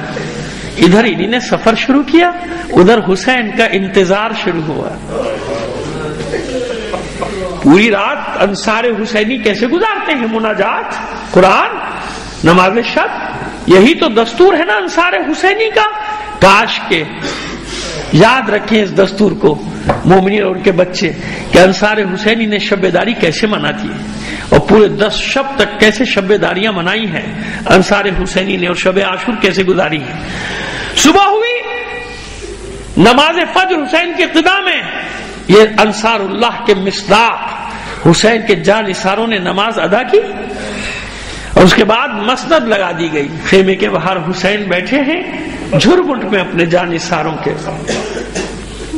مگر حسین کی نگاہیں مسلسل کوفے سے آنے والے راستے کی طرف ہے۔ یہ بات انصار بھی محسوس کر رہے ہیں کہ حسین ایک ہی سمت میں دیکھے جا رہے ہیں۔ اچانک کوفے کی طرف سے گرد و غبار کے آثار نمودار ہوئے، حسین نے اس گرد و غبار کو دیکھا اور تکبیر بلند کی، اللہ اکبر۔ انصار حسینی نے بھی حسین کی تکبیر کا جواب دیا، اللہ اکبر۔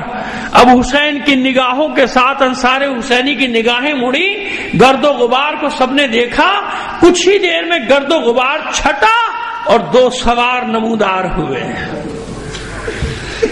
اب جب سوار نظر آئے تو اب حسین نے اپنے انصار سے کہا جاؤ استقبال کے لیے، عباس جاؤ، علی اکبر جاؤ، زہیر جاؤ، ابن اسدہ جاؤ، میرا دوست حبیب آ رہا ہے، میرے بچپن کا دوست حبیب آ رہا ہے، جاؤ اس کا استقبال کرو۔ بس حبیب کا نام سنا اور انصار حسینی دوڑے حبیب کی طرف۔ حبیب نے سب کو آتے دیکھا، قمر بنی ہاشم تو سب سے نمایاں ہے نا، پہچان لیا، فوراً اتر آیا، گھوڑے سے اتر آیا، دستبوسی کی عباس کی، اور کہتا ہے کہ میں اس قابل نہیں کہ علی کا بیٹا میرے استقبال کے لیے۔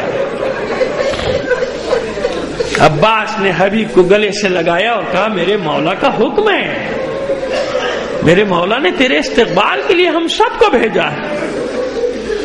تکبیریں اور درود کی صداؤں کے درمیان میں حبیب کو لے کر انصار حسینی خیمہ گاہ کی طرف آ رہے، قریب پہنچا، حبیب 2 زانو بیٹھ گیا، زانوں کے بل چلتا ہوا بارگاہ حسینی میں پہنچا، اپنا سر حسین کے قدموں پہ رکھ کے بس ایک جملہ پوچھتا ہے، مولا مجھے آنے میں دیر تو نہیں ہوگی؟ حبیب لفظ نہیں میرے پاس کہ میں کیسے آپ کا ذکر کروں، بہت معمولی لفظ ہوگا کہ میں یہ کہوں ہماری جانیں آپ پر قربان۔ حبیب نے کچھ نہیں پوچھا، مولا آپ کا لشکر کتنا بڑا ہے، ان کا لشکر کتنا ہے، آپ کے پاس کتنے سپاہی ہیں، آپ کا ساتھ کتنے دینے والے ہیں، ادھر کتنا بڑا لشکر، حبیب کو اس سے کوئی غرض نہیں۔ حبیب تو بس یہ ڈر رہا ہے کہ کہیں مجھے دیر تو نہیں ہو گئی آنے میں، مولا اس غلام کو دیر تو نہیں ہو گئی راستہ بنانے میں، سب راستے بند تھے، ذرا بنانے میں مجھے وقت لگا۔ حسین نے مسکرا کے اٹھایا، سر کو حبیب کے سینے سے لگایا، کہا نہیں حبیب، میرے دوست، میرے بھائی حبیب صحیح وقت پر آئے، کوئی تاخیر نہیں کی تم نے، تم بالکل صحیح وقت پر آئے۔ بس سب انصار حسینی باری باری معانقہ کر رہے حبیب سے گلے مل رہے ہیں، اور ادھر جناب فضہ پہنچ گئی حبیب کے پاس۔ پہلے سلام کیا حبیب ابن مظاہر کو اور پھر فرماتی ہیں حبیب تجھے مبارک ہو، حبیب تجھے مبارک ہو۔ حبیب حیران ہو کر کہتے ہیں اما فضہ، ہاں میرے لیے بہت مبارک وقت ہے کہ میں اپنے مولا کی خدمت میں حاضر ہوں، لیکن آپ کا لہجہ کچھ اور کہہ رہا ہے، کیا مسئلہ ہے؟ کس بات کی مبارکباد دیتی ہیں؟ جناب فضہ فرماتی ہے حبیب تجھے مبارکباد کیوں نہ دوں، میری شہزادی ثانیہ زہرا نے تجھے سلام بھیجا ہے، میری شہزادی نے سلام بھیجا ہے، جاؤ میرا بھائی حبیب آیا ہے، ہماری مدد کے لیے آیا ہے، جاؤ میرے بھائی سے میرا سلام کہو۔ پس عزادارو اتنا سننا تھا، حبیب نے اپنا ماما پھینک دیا، خاک اٹھا کے سر پہ ڈالی، گریبان چاٹ کر ڈالا، کبھی سر پیٹتا ہے، کبھی منہ پیٹتا ہے، کبھی سینہ پہ۔ اے بار الہا، یہ ذریت رسول پہ کیا وقت آ گیا؟ شہزادیاں غلاموں کو سلام بھجوا رہی ہیں۔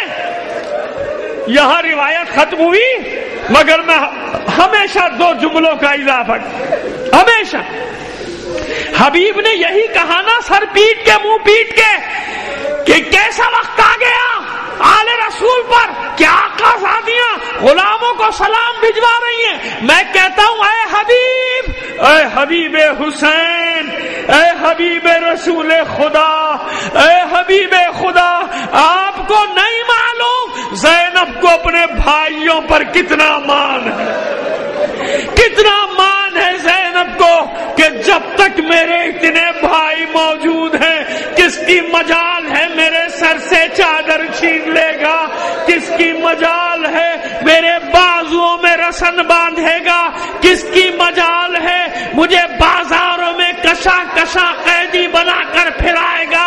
لیکن اے حبیب عصر عاشور کے بعد یہی زینب اپنے ایک ایک بھائی کو آواز دیتی رہی۔